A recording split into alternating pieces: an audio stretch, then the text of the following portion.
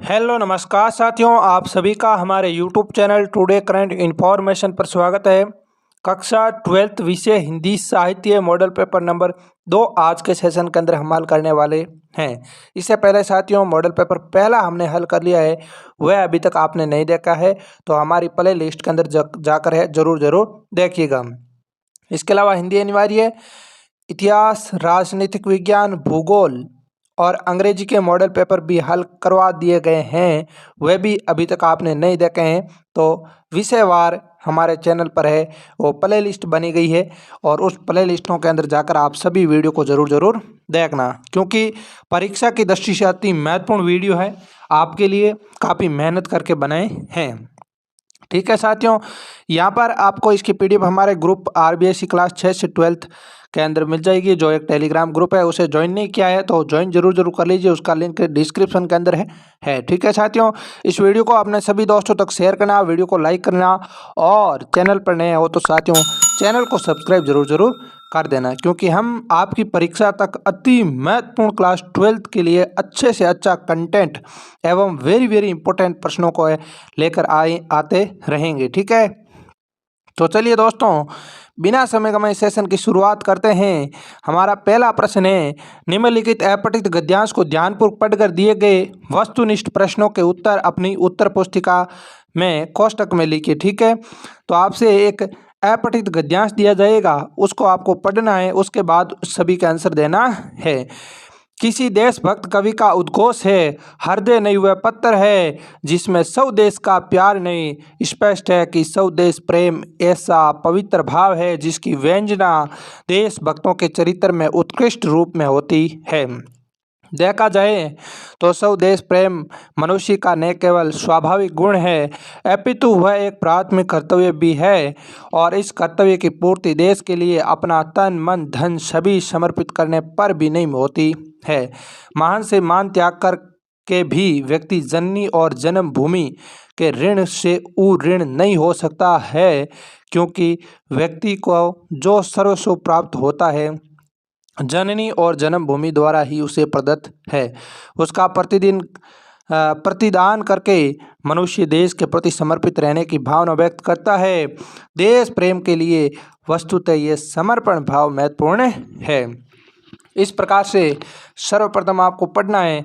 फिर यहाँ हमें पहला प्रश्न दिया है कि उपयुक्त गद्यांश का समुचित शीर्षक हो सकता है, तो इसका सही आंसर है से ऑप्शन स्वदेश प्रेम का महत्व है। दूसरा है हृदय नहीं वह पत्र है जिसमें स्वदेश का प्यार नहीं, ये किसका उद्घोष है?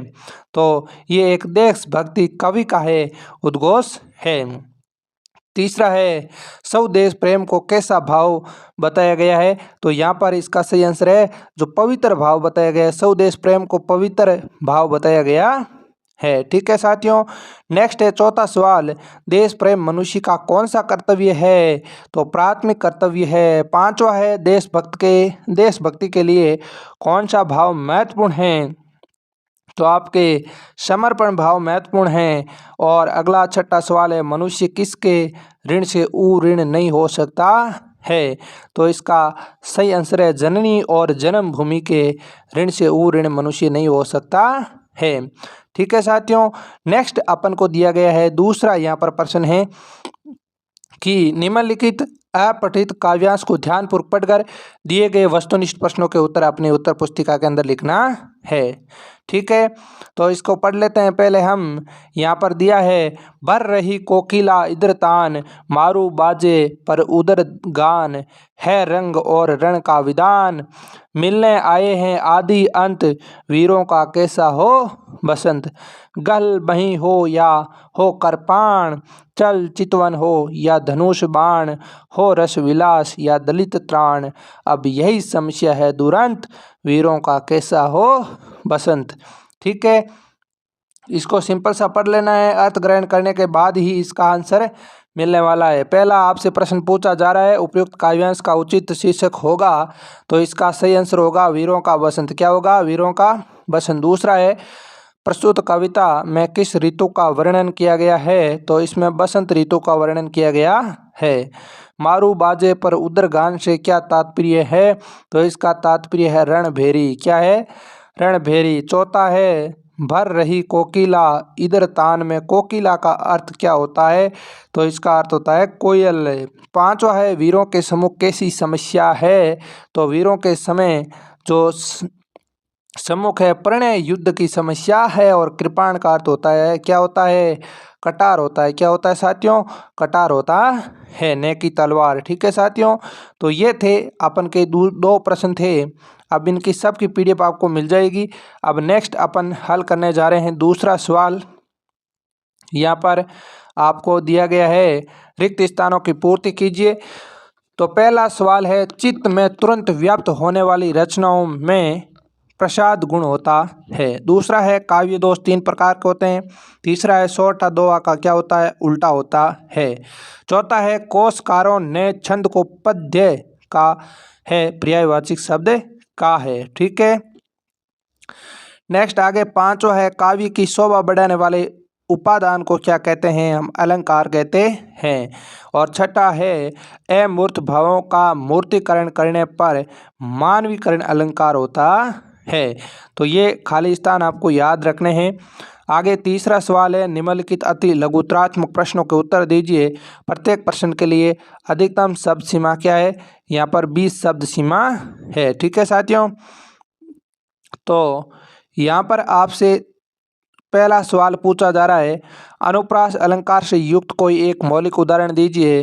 तो भगवान भक्तों की भयंकर बुरी भीति भगाइए, अथवा तरणी तनुजा तट तमाल बहुवर छाए। ये क्या है? एक अनुप्रास अलंकार का है, एक उदाहरण है। ठीक है, नेक्स्ट है दूसरा विनु पद चले सुने विनु काना। इस दोहे में स्थित अलंकार को स्पष्ट कीजिए। तो यहाँ बिना पैर के चलने और बिना कान के सुनने का वर्णन है, अर्थात बिना कारणकारी संपन्न होने पर कौन सा अलंकार है? विभावना अलंकार है। तीसरा है जनसंचार के माध्यमों में सबसे पुराना माध्यम कौन सा है? तो प्रिंट या मुद्रित माध्यम है जनसंचार के माध्यमों में सबसे पुराना माध्यम है। आगे सवाल संख्या 4 है विशेष रिपोर्ट की किन्हीं दो विशेषताओं को लिखिए। तो यहाँ पर इसका आंसर है महत्वपूर्ण तथ्यों को इकट्ठा किया जाना तथा तथ्यों का विश्लेषण करके नतीजों, कारणों व प्रभावों को स्पष्ट करना। ये क्या है? विशेष रिपोर्ट की विशेषताएं है। आगे पांचवा है साक्षात्कार से आप क्या समझते हैं? तो इसका सही आंसर होगा सामान्यतः दो या दो से अधिक व्यक्तियों द्वारा किसी विशेष उद्देश्य से आमने सामने की गई बातचीत को क्या कहते हैं? साक्षात्कार कहते हैं। छठा सवाल है सत्य हरिश्चंद्र और भारतेंदु हरिश्चंद्र में क्या अंतर है? तो सत्य हरिश्चंद्र कवि भारतेंदु हरिश्चंद्र का लिखा हुआ क्या है? एक नाटक है। इंपॉर्टेंट सवाल है, परीक्षा की दृष्टि से पूछा भी गया है। आगे ढेले चुन लो से क्या तात्पर्य है? तो ढेले चुनकर सही पत्नी का चयन करना इस प्रथा को बताता है। ठीक है साथियों, नेक्स्ट आगे आपसे 7वां सवाल पूछा जा रहा है कि देवसेना का गीत कविता में किस भाव को प्रमुखता मिली है? तो इसका सही आंसर है देवसेना का गीत कविता में निराशा व वेदना के भावों को प्रमुखता मिली है। आगे आपसे सवाल पूछा जा रहा है सरोज स्मृति कविता किस पर केंद्रित है? तो इसका सही आंसर होगा सरोज स्मृति कविता निराला की दिवंगत पुत्री सरोज की स्मृतियों पर केंद्रित है। नेक्स्ट है कविता क्या है? तो आपको लिखना है कविता के मूल में संवेदना है, राग तत्व है। ये संवेदना संपूर्ण सृष्टि से जुड़ने और उसे अपना बना लेने को बोध है। आगे नाटक को दृश्य काव्य की संज्ञा क्यों दी गई है? ठीक है, इसका आंसर नहीं लिखा है तो हम पीडीएफ के अंदर वापस से करेक्शन करके आपको बता देंगे। ठीक है, नेक्स्ट है कहानी क्या है? तो किसी घटना, पात्र या समस्या का क्रमबद्ध ब्यौरा जिसमें परिवेश, द्वंद्व, कार्मिक विकास एवं चरम उत्कर्ष का बिंदु समाहित हो उसे कहानी कहा जाता है। उसके बाद साथियों प्रश्न संख्या 4 से 15 तक आपसे अति जो है लघुत्रात्मक प्रश्न दिए जाएंगे। 40 शब्द सीमा के अंदर लिखना है। चौथा सवाल है पत्रकारीय लेखन में किस तरह की भाषा का इस्तेमाल करना चाहिए? तो आपको लिखना है पत्रकारीय लेखन में अलंकारिक संस्कृत निष्ठ भाषा शैली के बजाय आम बोलचाल की भाषा का इस्तेमाल किया जाना चाहिए। भाषा सरल, साफ सुथरी, सीधी लेकिन प्रभावी होनी चाहिए। शब्द सरल और आसानी से समझ में आने वाले होने चाहिए। तो पत्रकारी लेखन में इस प्रकार की भाषा को इस्तेमाल करना चाहिए। आगे पांचवा सवाल है, फीचर में किन घटनाओं को शामिल किया जाता है? तो आपको लिखना है, फीचर में एक या दो ऐसी घटनाओं को पेश किया जा सकता है जो न सिर्फ दिलचस्प और अनूठी हो बल्कि उससे जीवन के अहम क्षणों पर रोशनी पड़ती हो। फीचर की अपनी कोई न कोई थीम आवश्यक हो। नेक्स्ट है छठा, उपाध्याय बद्रीनारायण चौधरी प्रेमगंज की पहली झलक लेखक ने किस प्रकार देखी? तो इसका सही आंसर है, शुक्ल जी एक दिन बालकों की मंडली बनाकर चौधरी साहब के मकान के पास जाकर खड़े हुए थे कि ऊपर बरामदे में चौधरी साहब कंधों पर बाल बिखेरे एक खंबे के सहारा लिए हुए खड़े दिखाई दे गए। तब शुक्ल जी को प्रेमगंज की यह प्रथम झलक देखने को मिली थी। ठीक है साथियों, नेक्स्ट है सातवां सवाल आपसे पूछा जा रहा है, गीत गाने दो मुझे। तो वेदना को रोकने के लिए कवि गीत गाने की बात क्यों कहता है? तो इसका सही आंसर है, अपने जीवन और समाज की वेदना को भूलने के लिए, उसे छुटकारा पाने के लिए कवि गीत गाने की बात कहता है, क्योंकि गीत गाने से अपनी वेदना को कम हो जाएगी और अन्याय, अत्याचार एवं शोषण से जूझने वालों को भी संघर्ष की शक्ति मिल सकेगी। ठीक है, ये सातवें का सही आंसर है। आठवें के अंदर आपसे पूछा जा रहा है कि सचिनानंद, हीरानंद, वात्स्यायन, अज्ञे और केशवदास में से किसी एक का है साहित्यिक परिचय लिखिए। ठीक है, तो मैं वेरी इंपॉर्टेंट है, दोनों प्रश्न आप देख लेना इसके। ठीक है, नेक्स्ट मैं नवा प्रश्न बताने जा रहा हूँ, साझा लघु कथा का संदेश अपने शब्दों में लिखिए। तो इसका सही आंसर है, साझा लघु कथा में व्यंग्य रूप में ये संदेश दिया गया है कि पूंजीपतियों की बुरी नज़र किसानों के उत्पादों पर जमी रहती है, वह किसानों का शोषण करते हैं, अतः किसानों को साझा की प्रवृत्ति से सावधान रहना चाहिए और समाज की धनाढ्य या प्रभुत्वशाली व्यक्तियों को हाथी के समान मानकर उनके स्वार्थी आचरण से बचने का प्रयास करना चाहिए। तो यह है साझा लघु कथा का महत्वपूर्ण संदेश। 10वां है, सत्य का दिखना और ओझल होना से कवि का क्या तात्पर्य है? तो इसका सही आंसर है, सत्य का कोई स्तर, रूप, आकार या पहचान नहीं है। एक व्यक्ति का सत्य दूसरे का सत्य नहीं बन सकता, इसलिए सत्य कभी दिखता है और कभी ओझल हो जाता है। सत्य की पहचान और उसकी पकड़ बहुत मुश्किल होती है, अतः दृढ़ता से सत्य का पीछा करना पड़ता है, तभी वह पकड़ में आता है। ठीक है साथियों, अगला सवाल आपसे पूछा जा रहा है 11 नंबर कि पंडित चंद्रधर शर्मा गुलेरी अथवा ब्रजमोहन व्यास में से किसी एक साहित्यकार का साहित्यिक परिचय लिखिए। ठीक है, तो दोनों में से साहित्यिक परिचय लिखना है और मैं इम्पोर्टेंट वीडियो बनाने वाला हूं इन दोनों प्रश्नों पर। आप सभी के लिए एक छोटा सा वीडियो डाल दूंगा जो कि अति महत्वपूर्ण होने वाला है।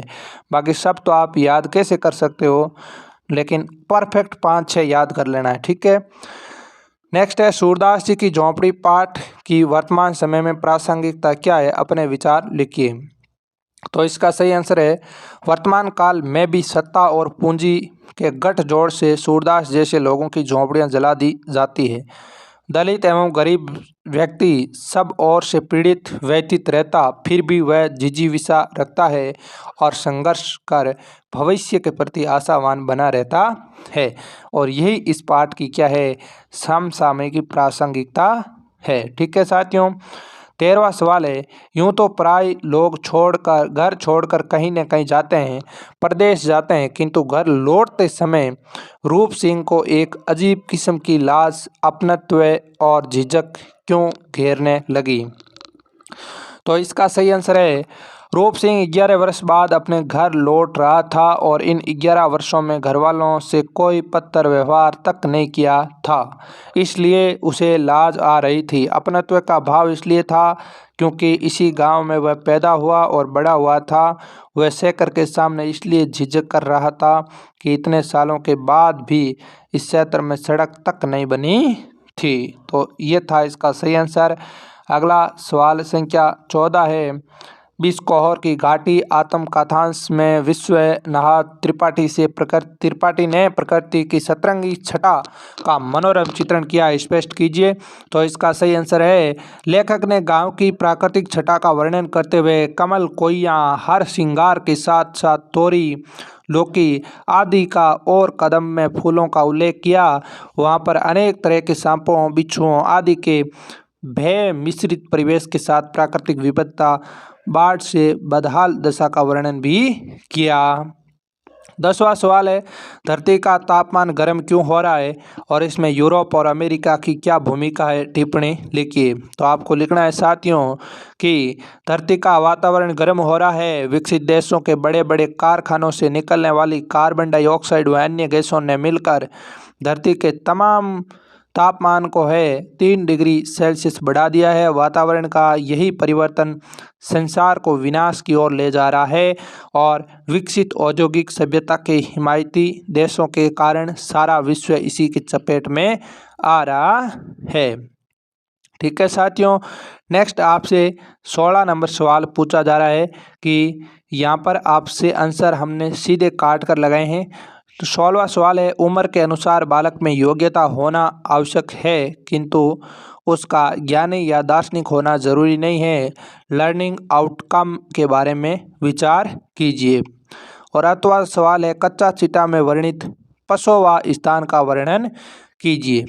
तो पहले का सही आंसर है, यहाँ पर आपको दिया गया है कि पाठ में लेखक ने जिस बालक का उल्लेख किया है उसकी उम्र 8 वर्ष है और उसके अंदर अभी इतनी समझ विकसित नहीं हुई है कि वह गंभीर विषयों को समझे, लेकिन उसके पिता की आकांक्षाओं ने उसे ज्ञानी बनाने पर मजबूर कर दिया है। एक शिक्षक पिता होने के नाते उन्हें लर्निंग आउटकम पर ध्यान देना चाहिए। लर्निंग आउटकम वह विधि है जिसमें बच्चे सीखकर अपने ज्ञान और कौशल के आधार पर अनुभव अर्जित करते हैं तथा अपनी रुचि अनुसार बेहतरीन कार्य करते हैं और इसमें रटने के बजाय सीखने पर बल दिया जाता है। ठीक है। और नेक्स्ट है, अथवा का सवाल है, कच्चा चिटा में वर्णित पसोवा स्थान का वर्णन करना है। तो यहाँ पर आपको लिखना है, लेखक ने बताया कि पसोवा एक बड़ा जैन तीर्थ है। वहाँ प्राचीन काल से प्रति वर्ष जैनों का एक बड़ा मेला लगता है जिसमें दूर दूर से हजारों जैन यात्री आकर सम्मिलित होते हैं।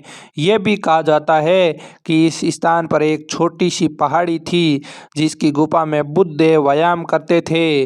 वहाँ एक विषधर सर्प भी रहता था। पसोवा के विषय में यह भी किंवदंती है कि इसी के सन्निकट सम्राट अशोक ने एक स्तूप बनाया था और जिसमें बुद्ध के थोड़े से केश और नख खंड रखे गए थे। तो ये इसका सही आंसर है। 17वां सवाल आपसे पूछा जा रहा है कि प्रकृति मनुष्य की सहचरी है। इस विषय पर विचार व्यक्त करते हुए आज के संदर्भ में इस कथन की वास्तविकता पर प्रकाश डालिए। तो इसका सही आंसर है, प्रकृति मनुष्य की सहचरी है। यह कथन बिल्कुल सत्य है। प्रकृति और मनुष्य का संबंध आदिम युग से है। प्रकृति से प्राप्त कंदमूल, फल ही उसका भोजन तथा वृक्षों की छाल व पत्ते उनके वस्त्रों का काम करते थे। प्रकृति के जल स्रोत है उसकी प्यास बुझाते थे और उसकी छाया ही उसका घर था। लेकिन आज के संदर्भ में देखें तो मनुष्य ने प्रकृति को सहचरी के स्थान पर दासी बना दिया है। अब प्रकृति का दोहन, शोषण और प्रदूषण हो रहा है। अब मनुष्य प्रकृति को हर तरह से नष्ट कर रहा है। नेक्स्ट आपसे अथवा केंद्र सवाल पूछा है, राघो एक बार फिर आओ पद में राम को बुलाने का कारण और माध्यम किसे माना गया है, स्पष्ट कीजिए। तो यहाँ पर माता कौशल्या राम के विरह में अत्यंत दुखी है। पुत्र प्रेम से पीड़ित माता का हृदय पुत्र को एक बार देखना चाहता है, इसलिए एक पथिक द्वारा राम के पाले गए घोड़ों की करुण अवस्था का संदेश भेजकर राम को बुलवाना चाहती है। वह कहती है कि जिन अश्वों को तुमने अपने कमल रूपी हाथों से पुचकारा था, उसकी दशा तुम्हारे वियोग में अत्यंत क्षीण हो गई है। यद्यपि भरत इनकी बहुत देखभाल करते हैं, लेकिन इनकी स्थिति में कोई सुधार नहीं आ रहा है और यहाँ माता कौशल्या की मंशा अपने पुत्र को देखने में मिलने की है, इसलिए अपने स्नेह के कारण उन्हें घोड़ों की दशा को माध्यम बनाया था। साथियों, हम लोग और आप लोग भगवान श्री राम के भक्त हैं और भगवान श्री राम ने 14 वर्ष का वनवास निकाला था और उस वनवास के अंदर उन्होंने 14 वर्ष तक वनवास घर से बाहर निकाला। उसी प्रकार आज की मैं बात करूं तो अगर आप भी अच्छा मेहनत करके यानी 12वीं क्लास के बाद अगर 5 साल और अच्छी मेहनत करके अगर आप सही तरीके से पढ़ते हो तो अपने परिवार के लिए एक अच्छी आप है व्यक्तित्व के धनी बन जाते हो। ठीक है, अपने परिवार के अंदर शिक्षित बनोगे, वह अच्छा व्यक्तित्व होगा तो परिवार की जो नई पीढ़ी है उनके भी जीवन यापन और उनका जीने का तरीका सब कुछ चेंज हो जाएगा। तो आपसे मेरा कहना है कि आप 17 वर्ष का वनवास अच्छी तरीके से निकाल लीजिए, वो भी ओनली पढ़ाई के अंदर, और पढ़ाई के साथ साथ अपने अंदर क्या कौशल है उस कौशल को भी साथ साथ विकसित करते रहिए। जैसे किसी बच्चे को पढ़ाई के अंदर भी टैलेंट है और उसके साथ साथ उसे डांस करना भी बहुत पसंद है, तो इसका मतलब है पढ़ाई जारी रखिए और दूसरा विकल्प डांस का भी जारी रखिए। अगर दोनों जारी रखेगा तो दोनों में एक में से सफल होगा तो कोई दिक्कत नहीं होने वाली है। किसी का डांसिंग में नहीं है तो किसी और कौशल में है, चित्रकला के अंदर है तो उस चित्रकला के अंदर भी अपनी रुचि लीजिएगा ताकि आप अपना कौशल विकसित कीजिए कि हाँ मैं पढ़ता हूँ, होशियार हूँ, लेकिन मेरे अंदर और कौन सा कौशल है उसको आप बाहर निकालिए और दुनिया को दिखाइए। न जाने कभी भी आप है वो प्रसिद्ध हो सकते हो, फेमस हो सकते हो। तो इस बात का आप थोड़ा सा ध्यान रखना साथियों। तो ये 18वां सवाल था, इसका सारी पीडीएफ भेज दी जाएगी आपको, ग्रुप के अंदर देख लेना। ठीक है, ये 19वां सवाल आपसे पूछा जा रहा है वाक्य का, तो ये भी ग्रुप के अंदर आप पीडीएफ सहित मिल जाएगी, आप आराम से देख लेना। ठीक है, ये 19वीं सारी पीडीएफ है। 20वां सवाल ये इस प्रकार से भी हमने हल करके आपके साथ भेज दिया है। 21वां सवाल आपसे पूछा जा रहा है निबंध का, तो यहाँ पर भारतीयता पर अपसंस्कृति का दुष्प्रभाव, बेटी बचाओ बेटी पढ़ाओ, कंप्यूटर के बढ़ते कदम और प्रभाव, शिक्षित नारी सुख समृद्धिकारी। ठीक है, तो इन्हीं में से आपको ये निबंध लिखना है। तो ये साथियों आपका पूरा क्या था, हिंदी साहित्य का मॉडल पेपर नंबर 2 था। तो ये वीडियो आपको कैसा लगा है, अगर अच्छा लगा है तो अपने सभी दोस्तों तक इस वीडियो को शेयर करना, वीडियो को लाइक करना और अच्छा सा कमेंट जरूर कीजिएगा। और चैनल पर नए हो तो चैनल को सब्सक्राइब करना ना भूले, बेल आइकन को प्रेस करें ताकि आने वाली हर एक वीडियो का नोटिफिकेशन आप तक पहुंच जाए। तो साथियों इसके अलावा हमने आरबीएसई क्लास 6 से 12th के लिए ग्रुप बनाया है, उसका लिंक है और डिस्क्रिप्शन के अंदर दिया हुआ है, आप उस ग्रुप को है ज्वाइन जरूर कीजिएगा। तो आज के लिए इतना ही, मिलते हैं अगले सेशन में, तब तक के लिए धन्यवाद। जय हिंद, जय भारत।